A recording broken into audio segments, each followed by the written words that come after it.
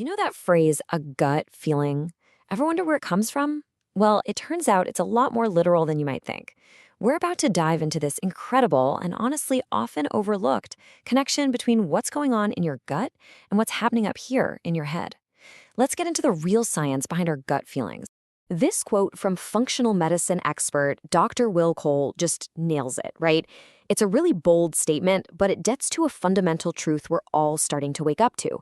Our mental and physical health are not two different things. They are completely connected. And your gut, well, it's right at the center of it all. So, why does it seem like so many of us are struggling with things like brain fog, anxiety, and just feeling wiped out all the time? To really get it, we need to zoom out and look at this massive disconnect between our ancient biology and our modern world. Just look at this number for a second. That's 50 million Americans with a diagnosed autoimmune condition. But here's the thing, millions more are living in this gray area, what's called the autoimmune inflammation spectrum. These are people who have all the chronic symptoms of inflammation, but they don't really fit into a neat little diagnostic box. It just shows you how huge this problem really is. And this is the big idea that explains why. Think of it this way. Our DNA is basically running on ancient software, right? But it's trying to operate in this hyper-modern, fast-paced world it was never, ever designed for.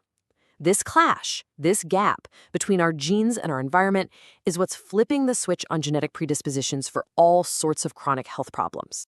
So what does this mismatch actually do to our bodies? What does it trigger? Well, the main culprit, the thing scientists are now linking to just about every chronic health issue you can think of, is inflammation. So let's break down what that really means. Okay, so not all inflammation is bad. And this illustrates the difference perfectly. On one side, you've got acute inflammation. That's a good thing. It's your body's smart, targeted response to an injury, like when you twist your knee and it swells up. You need that to heal. But on the other side, you've got chronic inflammation. And Dr. Cole's description of it as a forest fire burning in perpetuity, that's just spot on. It's this low-grade, simmering fire that's always on, slowly causing damage over time. Do any of these look familiar? I mean, really, look at them. This isn't just a list of random complaints. These are the classic signs that your body's alarm system, that inflammatory response, might be stuck in the on position. People often talk about feeling wired and tired. You feel anxious and revved up, but you're also completely exhausted. And look, while these feelings have become super common, I want you to hear this. They are not normal. Okay, so if chronic inflammation is the fire, and those symptoms are the smoke, it kind of begs the question, right? Where is the fire starting? For so many of us, the answer is in the gut, which, as it turns out, has a direct, high-speed connection to our brain. So why do you hear researchers call the gut our second brain? I promise you, it is not just some catchy nickname. The connection is incredibly deep, written right into our biology from the very beginning. This is just fascinating. Your gut and your brain are literally formed from the exact same bit of tissue when you're an embryo. And they stay connected for your entire life through this huge nerve highway called the vagus nerve. Now get ready for this one. 95% of your serotonin, your body's main happy chemical, is made in your gut. Not your brain, your gut. Same goes for half your dopamine. This means you simply cannot talk about mental health without talking about gut health. They are one and the same. But remember, this is a two-way street. It's not just your gut messing with your brain. Our thoughts, our feelings, our life experiences, they can physically change our body's chemistry and actually fan the flames of that internal fire. Dr. Cole actually coined a term for this, shameflammation. It's this powerful idea he sees in his patients every day. It's the concept that our feelings aren't just these abstract things floating around in our heads. Things like chronic stress, shame, and trauma create a very real, very physical, measurable inflammatory response inside ourselves. And you know what? The science completely backs this up. Study after study shows that people who've gone through significant trauma have a much higher risk of developing autoimmune and inflammatory diseases down the road.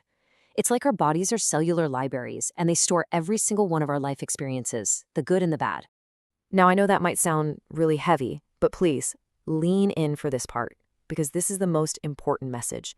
This quote is filled with so much hope. If dysfunctional patterns and trauma can literally be passed down through generations, then so can healing. We actually have the power to break that cycle, not just for us, but for the people who come after us. So where do we start? How do we begin that healing? Well, the most immediate and powerful tool we have is right at the end of our fork. It's what we choose to eat every single day. Let's take a look at some of the most common culprits that can be driving inflammation. Dr. Cole calls these the inflammatory core 4 plus 1. We're talking about gluten, industrial seed oils, conventional dairy, and added sugar. And that plus 1, that's alcohol, which can really sabotage that gut-brain connection. Now, the point here is not about being perfect, okay?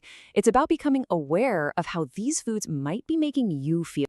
Okay, we've laid out the problem, we've identified the triggers. Now, for the best part, the action plan. Let's get into some simple but really powerful steps you can take to start calming that fire and begin healing.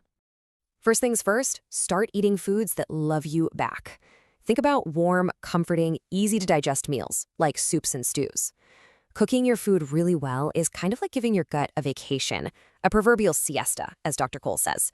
It lets your digestive system rest and heal instead of having to work so hard all the time. But hey, it's not just about food. We also have to actively calm our nervous system down. And you don't need anything fancy. Simple practices like a few deep breaths, maybe a little meditation, or even just spending a few minutes outside in nature.